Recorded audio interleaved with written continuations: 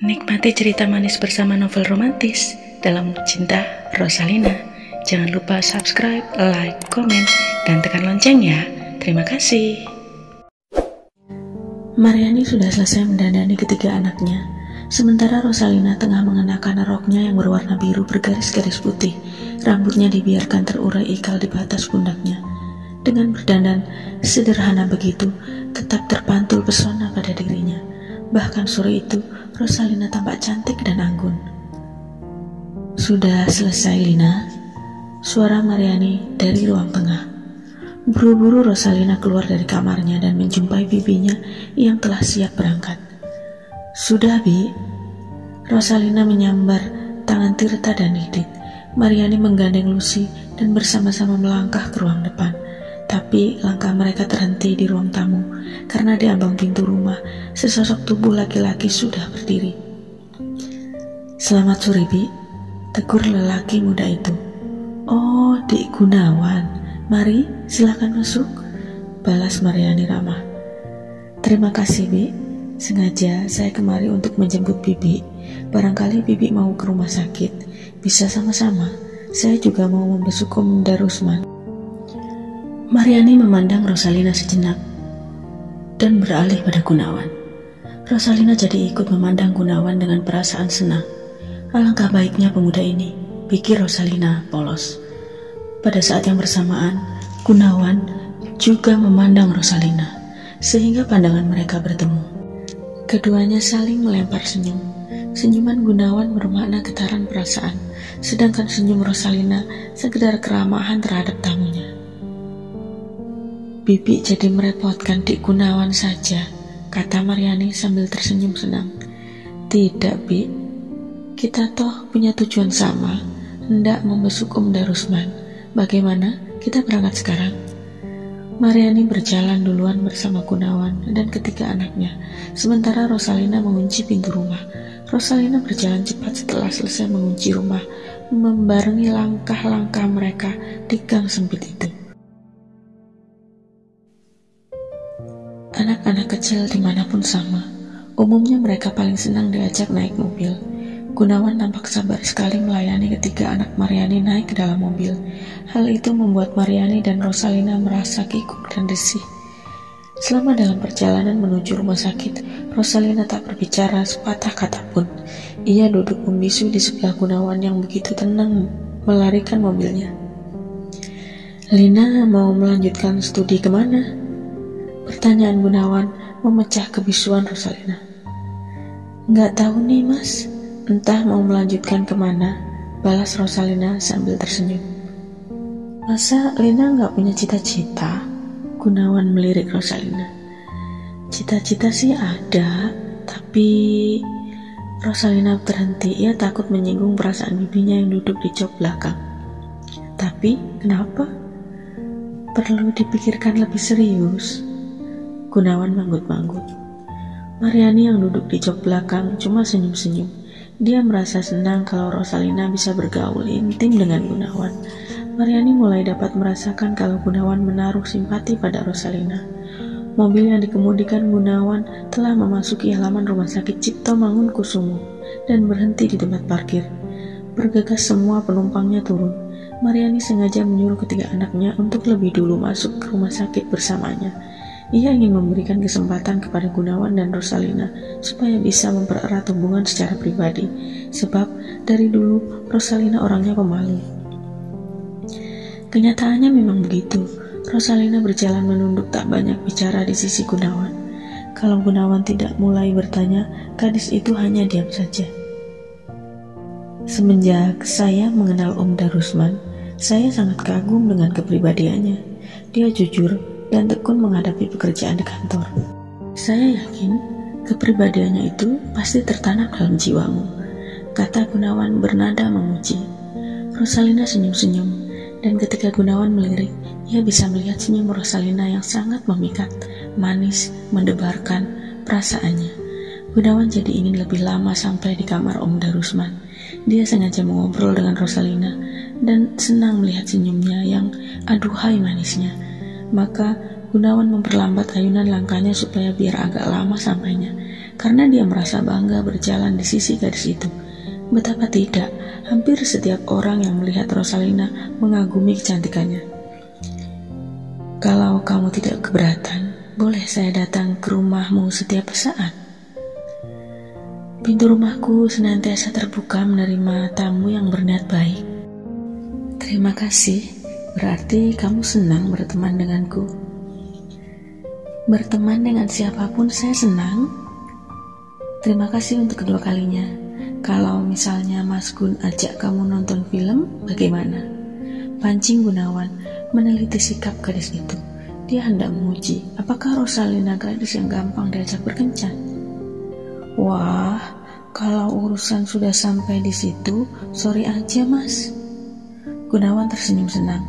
Langkah mereka telah sampai di ambang pintu kamar Darusman. Gunawan mengangguk sambil tersenyum pada Om Darusman. Selamat petang Om, sapa Gunawan. Selamat petang, balas Darusman dengan senyum gembira. Gunawan dan Rosalina mendekati Om Darusman yang duduk di kursi. Lelaki setengah baya itu sudah nampak sehat. Rosalina menaruh buah-buahan yang segar serta 2 kaleng roti di atas meja.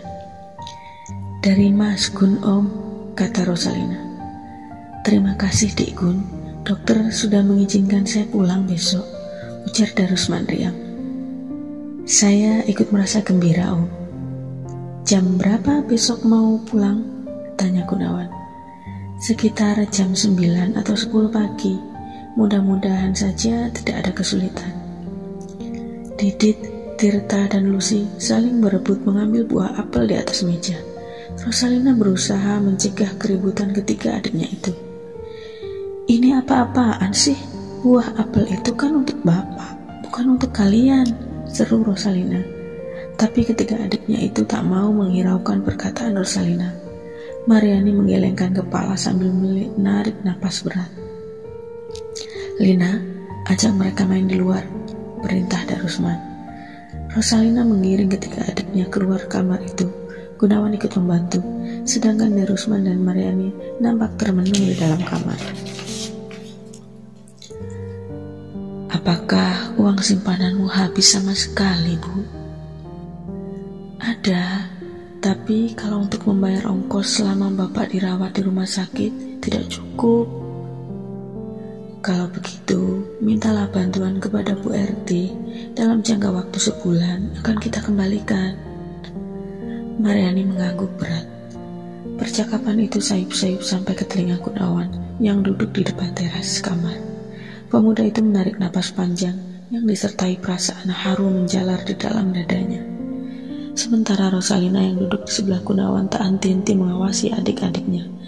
Ketiga anak itu berlari-larian di lorong rumah sakit. Mengurus anak-anak kecil membutuhkan kesabaran, gumam Gunawan.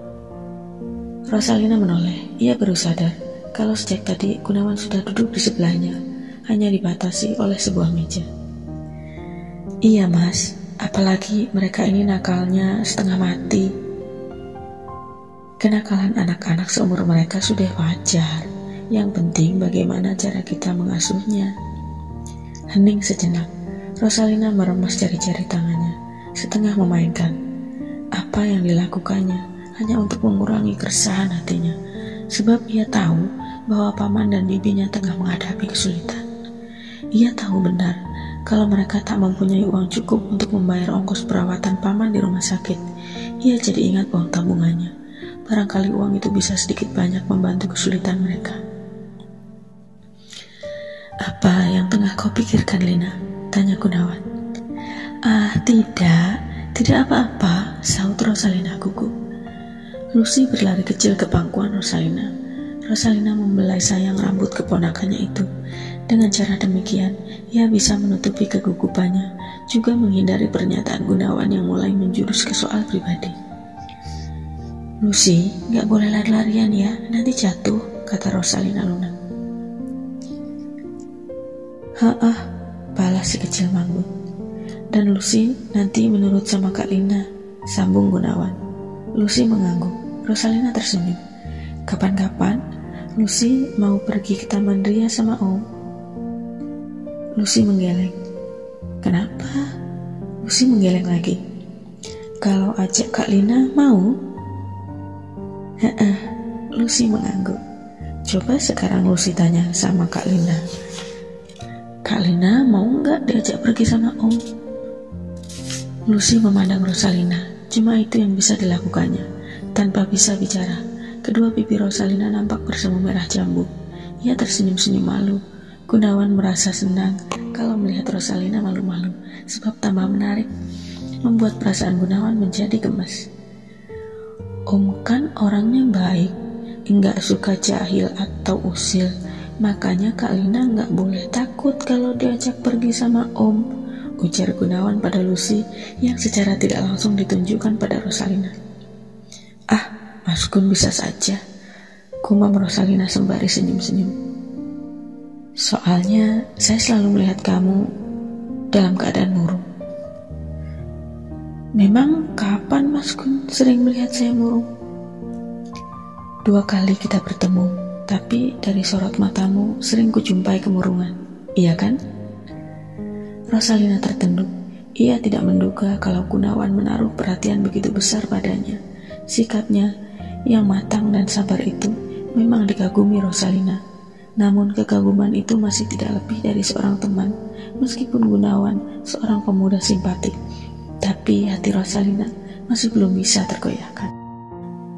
Seorang suster membunyikan bel.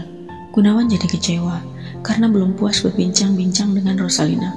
Bunyi bel itu seperti mengusir keasikannya. Jam besuk sudah habis, kata Rosalina. Tapi jam bicara kita belum habis kan? Rosalina bangkit dari tempat duduknya sambil tersenyum. Lain waktu bisa kita teruskan, ujar Rosalina dibarengi langkahnya masuk ke kamar bersama Lucy. Gunawan tersenyum, nampak dia amat senang mendengarnya. Berarti besar harapannya untuk bisa mengambil hati gadis itu. Lalu dia berdiri dan bersama-sama Didit serta Tirta masuk ke kamar. Dilihatnya Bibi Mariani dan Rosalina sedang berpamitan pada Om Darusman, dan sebelum mereka berpisah, Om Darusman mencium ketiga anaknya secara bergantian. Saya permisi Om, pamit Gunawan. Terima kasih Dik Gun. Darusman cuma bisa memandang berlalunya orang-orang yang dicintainya, sementara di hati kecilnya terpecik harapan gembira, harapan yang mulai tampak dari sikap Gunawan yang menaruh perhatian pada keponakannya. Dia dapat membaca dari sorot mata Gunawan bahwa pemuda itu menaruh hati pada Rosalina. Maka dia hanya bisa berdoa semoga harapan itu menjadi kenyataan. Gunawan dan Rosalina saling mencintai.